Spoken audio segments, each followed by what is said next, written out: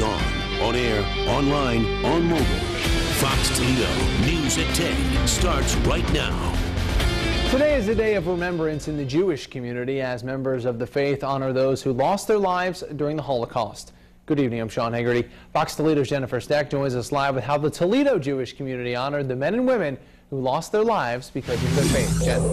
Well, there are only 5 known survivors of the Holocaust in the Toledo area, part of a dwindling generation, the greatest generation. Their sacrifices and the sacrifices of 6 million men and women were honored all across the world today as the Jewish community celebrated Yom HaShoah. Detroit professor Guy Stern was born and raised in Germany. He fled to America before World War II, but found himself back in his homeland as a U.S. soldier. He was a Ritchie Boy, a German Jew used for psychological warfare. Knew about German customs, the language, of course, traditions, beliefs, disbeliefs, and so forth, and were sort of predestined to serve in intelligence work.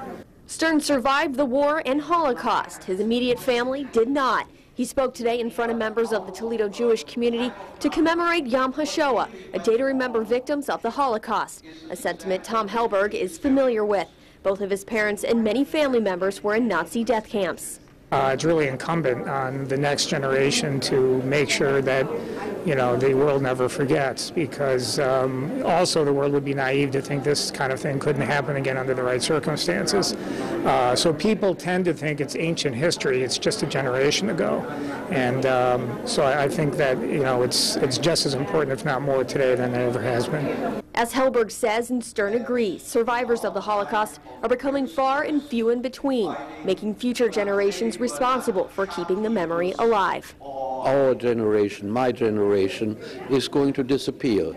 So how do we perpetuate that memory? And that is one of the things that makes these memorials important, because new generations will have said, okay, they met a survivor, what was it about? What suffering did they undergo, which was unprecedented in the history of humanity?